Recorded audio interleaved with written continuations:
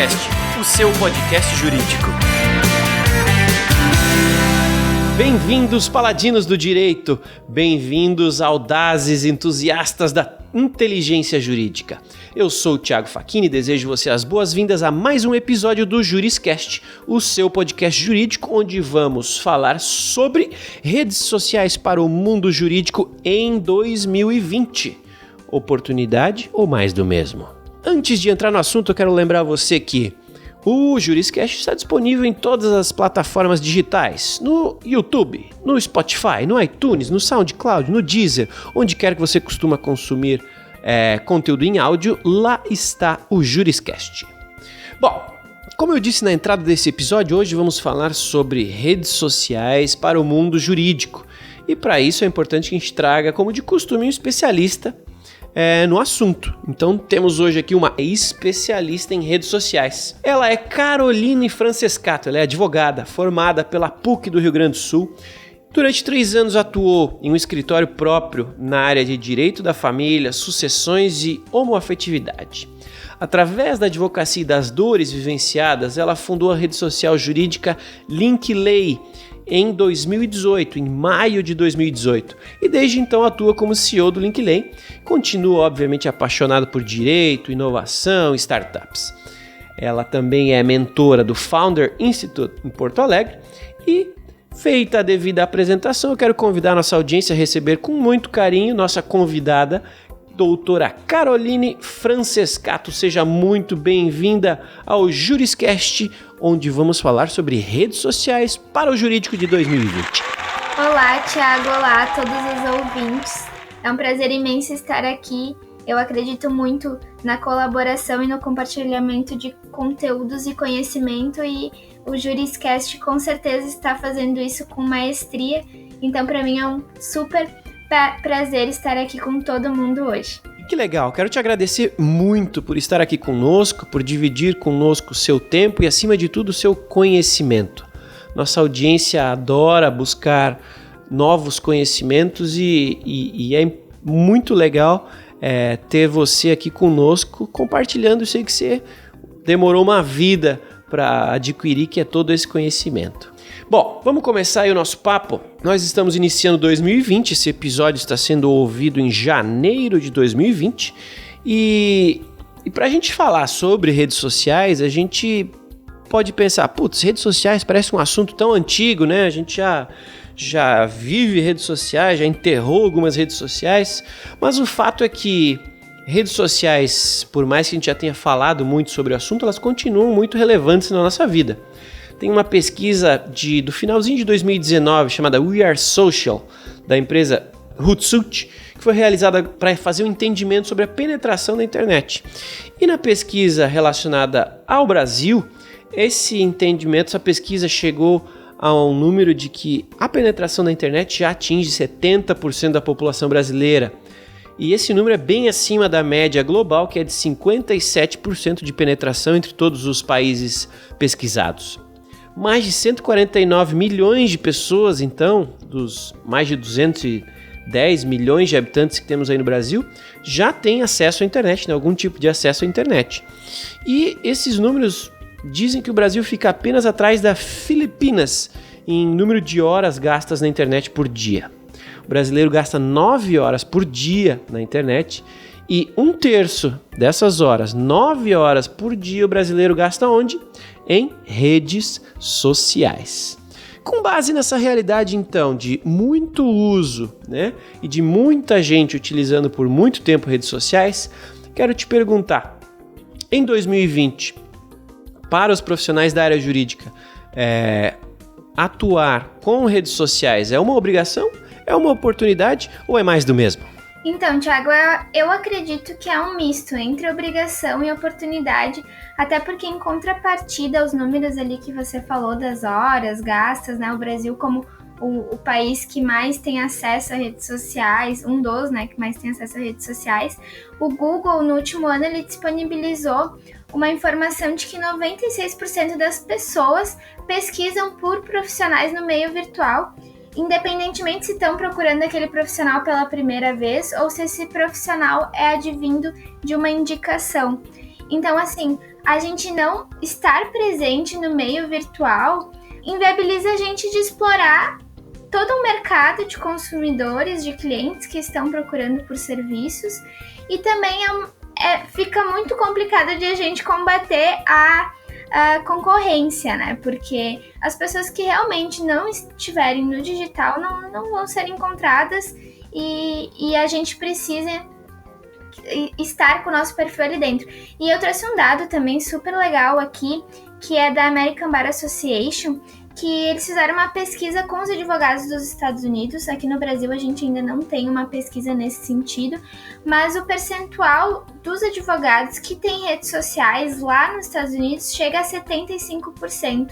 Ano passado eram 68%, então é um índice que vem aumentando, e os profissionais então estão cada vez mais interessados de potencializar as suas carreiras através do meio virtual. Então, assim, é uma obrigação, porque as pessoas estão lá procurando, e se a gente quer realmente, né, ter sucesso de mercado, e também por consequência, uma grande oportunidade para explorar cada vez mais, não só a captação de clientes, mas também o networking da profissão, solidificar conhecimentos. Então, acho que é super importante cada vez mais a gente estar presente. Legal, show de bola. Nós, inclusive, estamos lançando agora em janeiro o Censo Jurídico. Todo final de ano, em dezembro, agora de 2019, nós fizemos a 3ª edição do Censo Jurídico aqui na ProJuris. Dá um Google aí, pesquisa por Censo Jurídico. E mais de 1.000 advogados participaram respondendo sobre sua realidade e suas expectativas sobre diversos itens pessoais e profissionais do direito. Então, baixa lá, acessa e se compara com os advogados que responderam para ver se a sua expectativa de 2020 está alinhada com os demais profissionais que participaram dessa pesquisa. Bom, deixa eu dar um exemplo aqui. Quando a gente fala de redes sociais, é um assunto que pode até ser considerado tecniquez por algumas pessoas. Então eu vou tentar fazer aqui um paralelismo para facilitar o entendimento. Nós, enquanto advogados na academia, não somos preparados para trabalhar com finanças, não somos preparados para sermos administradores, quiçá empreendedores. Então, eu ouço muito aqui advogados que conversam comigo sobre a dificuldade de gestão financeira e como manter o seu escritório financeiramente saudável, como não confundir as finanças pessoais com as finanças do escritório. É uma dúvida muito comum por conta de desconhecimento, né, despreparo. Quero te perguntar se esse exemplo, né, aí na área da finança do advogado tem algum tipo de relação com a atuação social, né, digital social dos advogados também. Será que tem pessoas com medo de fazer algo por não saberem aí nas redes sociais, na internet? E com base nessa pergunta e baseada no exemplo que eu dei anteriormente, eu quero te perguntar qual é a sua dica número 1, aquela dica de ouro para quem quer fazer ou quer melhorar o seu posicionamento e a sua comunicação através dos ambientes digitais em 2020. Então, Thiago, acredito que a dica de ouro é fazer parte do Linkley, né? Até porque a nossa rede social, na época que eu fundei o Linkley, eu tinha a carência de ter uma rede que fosse estritamente profissional, que eu pudesse mostrar o meu trabalho, os clientes me acharem através dos meus conteúdos produzidos lá na rede. E então foi uma das dores sentidas para que houvesse o lançamento, né, e a criação do Linkley.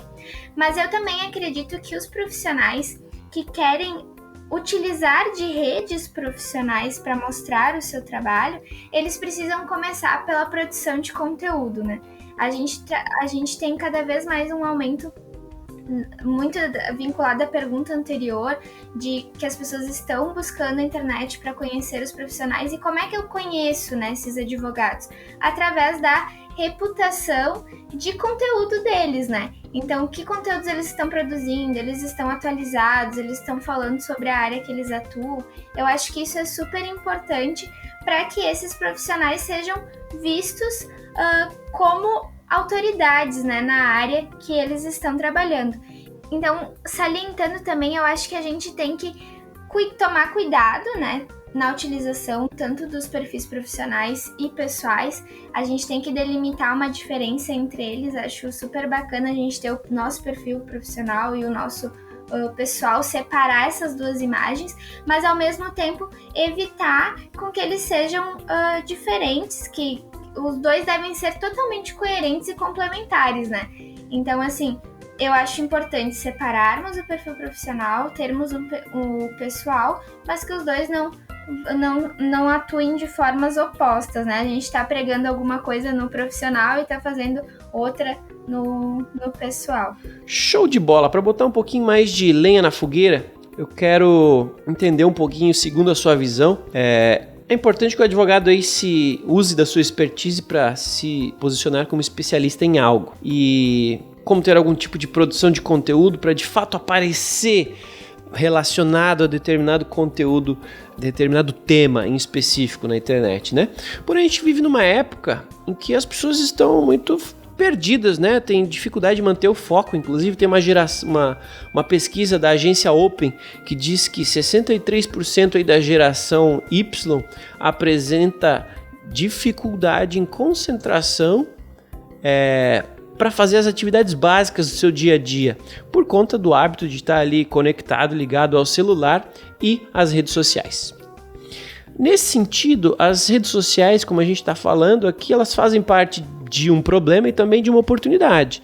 Elas podem tirar o foco do advogado, assim como elas podem dar visibilidade para o advogado em determinado tema, né? Se tornando até uma referência, como eu comentei no início dessa pergunta. Quero saber então, Carol, a sua visão sobre como dosar esse uso. E para quem de fato decidir botar o pé nessa canoa e fazer algo em 2020, como que é possível entender, verificar ou medir os resultados práticos da sua presença profissional, jurídica em redes sociais? Então, Thiago, eu acredito que todos os profissionais de sucesso, eles possuem algumas características em comuns, né? E uma delas eu acho que é a disciplina. Então, assim, a gente aliar os nossos objetivos, né? Estabelecer nossos objetivos quanto ao uso das redes sociais, mas termos disciplina com isso.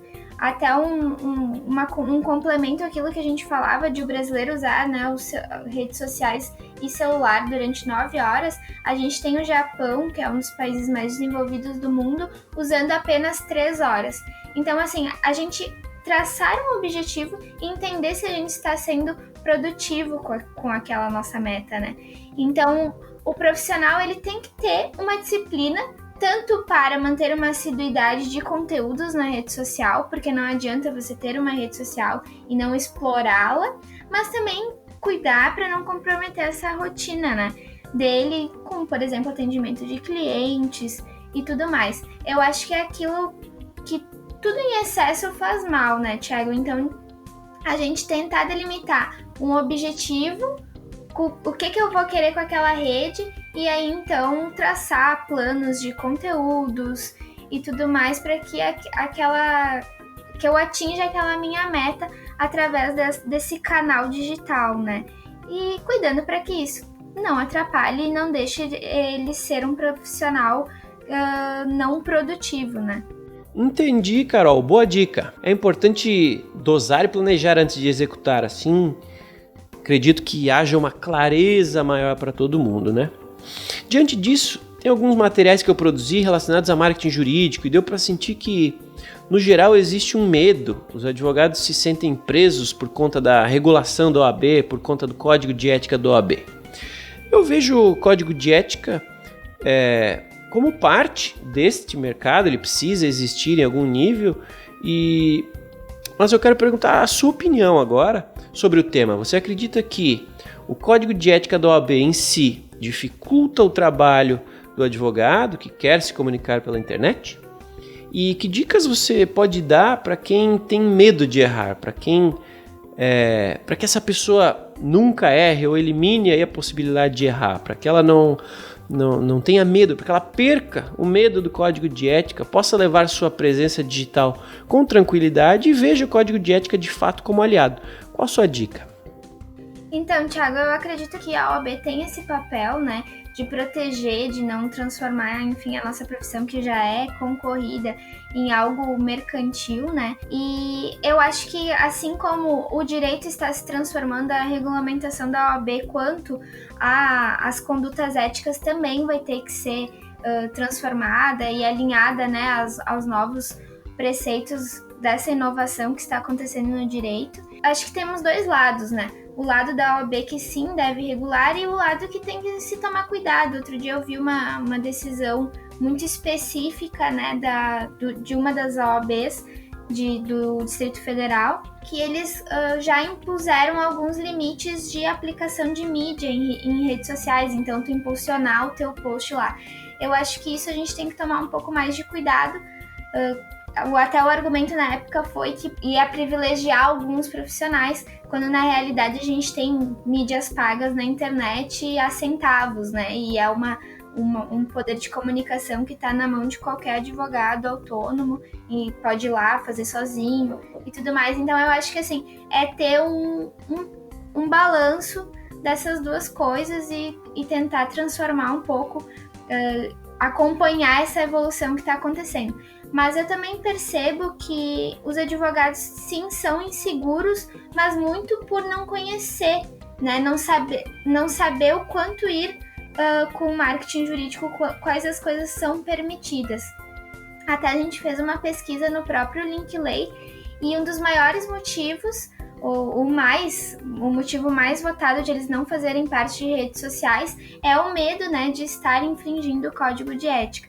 Eu acho que atualmente, no cenário atual, eu como advogada e entendedora, né, dos artigos do Código de Ética, a OAB permite sim a exploração de conteúdos, né, dos advogados, muito no sentido que nós falamos anteriormente, explorarem a sua autoridade no assunto, falarem sobre os casos do escritório, claro, evitando frases que levem à mercantilização da profissão, né? Faz todo um conteúdo e no final lá coloca, teve dúvidas, entre em contato com o meu escritório. Isso já é um conteúdo que a OAB não permite. Mas aquele conteúdo estritamente informativo, né? Que leva as informações que o cliente vai utilizar através de um advogado para solucionar o seu caso. Isso é permitido e o advogado pode explorar muito isso e crescer com isso no meio virtual. E eu acho que a gente tem que perder um pouco do medo, né? Explorar e conhecer sobre marketing jurídico, ver os caminhos que a gente já pode aplicar. E eu também diria para a gente tomar cuidado com algumas plataformas que incentivam o atendimento online gratuito, que isso com certeza, né, é proibido pelo Código de Ética da OAB e a gente não quer incentivar. Entendido, então. Temos mais oportunidades do que ameaça? É isso mesmo?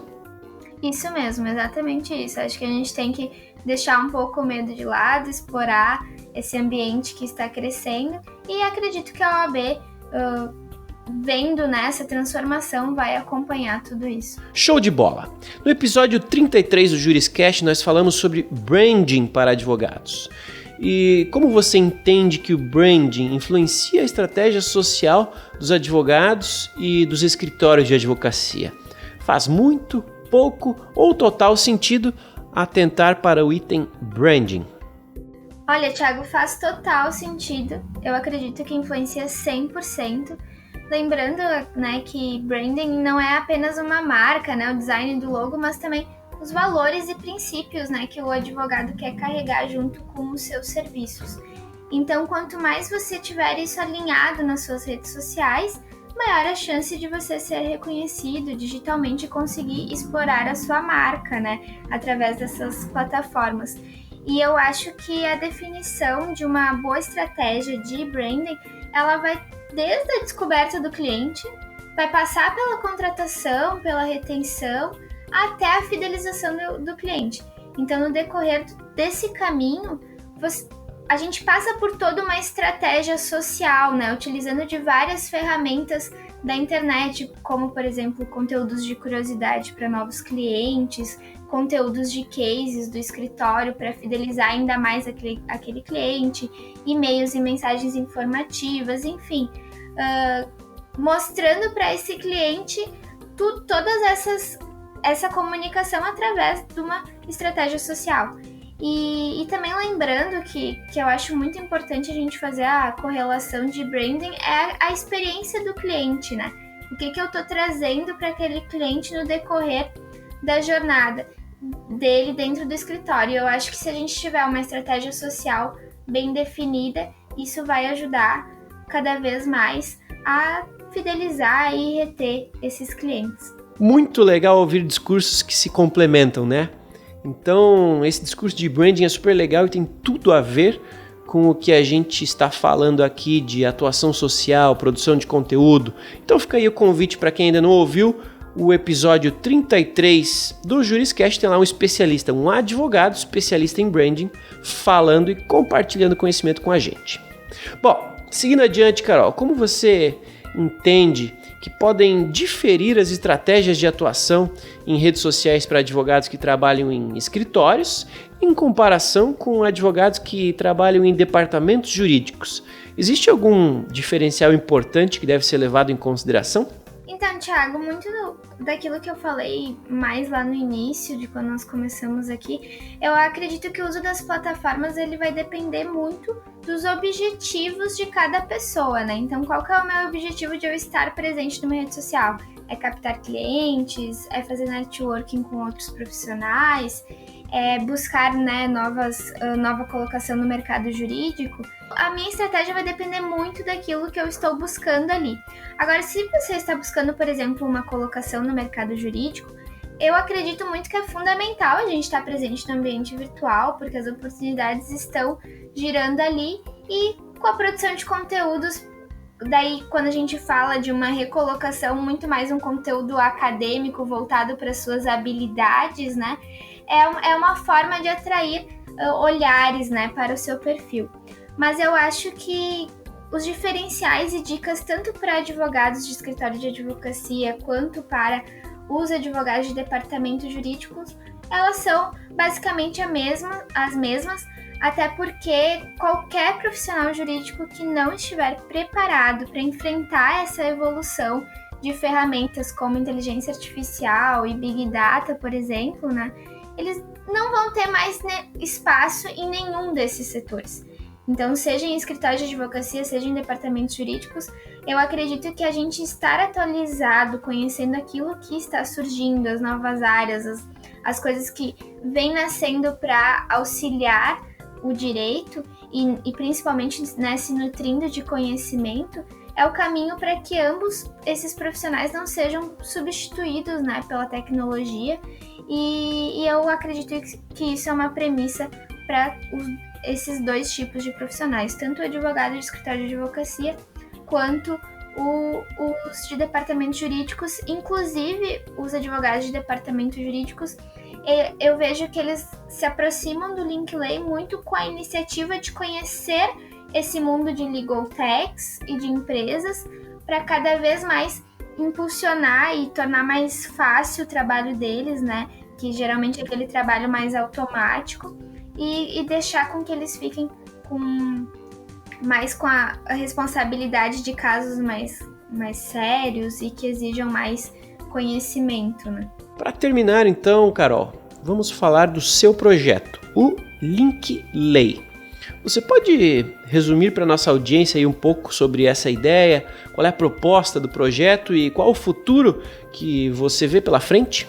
Então, Thiago, o Linkley, ele é a primeira rede social jurídica, né?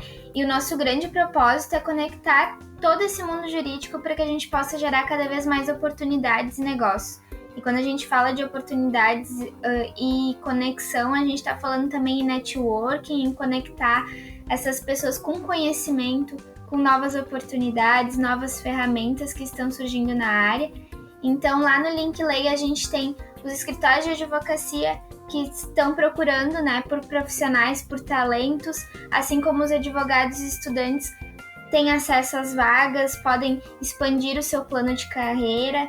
E todos os dias a gente compartilha no Linkley assuntos voltados de tecnologia e direito, as novas tendências da área, porque a gente entende que esse profissional ele precisa estar inserido em todas essas transformações, precisa estar ciente de todas essas coisas que estão acontecendo. Então, a gente não fala apenas, né, de LGPD, de nuvem, mas a gente fala de crimes digitais, de inteligência artificial, quais são os impactos que isso vai causar no dia a dia desses profissionais, e também conectar esses advogados com grupos de discussão para que eles possam conhecer profissionais de vários locais do Brasil. A gente também disponibiliza peças e modelos. A gente tenta ajudar, né, esses profissionais que estão ali dentro da plataforma a terem cada vez mais sucesso nas áreas, se desenvolver como profissional. Atualmente nós já temos usuários de todos os estados do Brasil, já são mais de 6 mil usuários na nossa base. A gente tem 1 ano e meio de empresa e a gente acredita muito em potencializar esse universo jurídico para toda essa transformação digital que está acontecendo, e através da união de todos esses profissionais num único ambiente, com certeza a gente vai conseguir gerar cada vez mais negócios e oportunidades. Super legal, ficar aí então o convite para nossa audiência conhecer o Linkley. Tenho certeza que algum conteúdo lá vai te ajudar em algum nível. Só fica parado hoje em dia quem quer, tem muito conhecimento disponível na internet, né? Para todos nós, o Juriscast é um exemplo e o Linkley está aí para você usar e abusar, consumir todo o conteúdo que lá estiver disponível. Obrigada, Thiago. Eu que agradeço o convite de vocês e fico à disposição aí de todo mundo. Espero todo mundo lá, né, me adicionem no Linkley, a gente faz o contato por lá e é um prazer imenso novamente estar aqui contigo. Bom, essa foi nossa última pergunta. Obrigado, Caroline, por participar deste episódio. Foi um prazer ouvir sobre esse tema e sobre o seu projeto. Quero fazer um agradecimento especial também aos audazes entusiastas e advogados aí, felizes conhecedores e usuários da inteligência jurídica, por terem nos acompanhado até o final de mais um episódio do Juriscast. Se você gostou desse episódio e dos demais, não esqueça aí de curtir, de comentar, de indicar para os seus colegas que podem se interessar por esse tema. E caso tenha ficado alguma dúvida, a gente vai ficar muito feliz de receber suas dúvidas, suas sugestões de temas. Basta enviar para a gente aqui no site do Juriscast ou nos comentários aí onde você está ouvindo suas dúvidas, sua pergunta, suas considerações. Carol, novamente muito obrigado. Obrigado a todos que nos acompanharam até o final de mais um episódio. Nos vemos aí no próximo episódio do Juriscast, o seu podcast jurídico. Tchau! Você ouviu o Juriscast, produção e oferecimento da ProJuris, líder no desenvolvimento de software jurídico para departamentos jurídicos de grandes empresas e escritórios de advocacia. Conheça mais em projuris.com.br.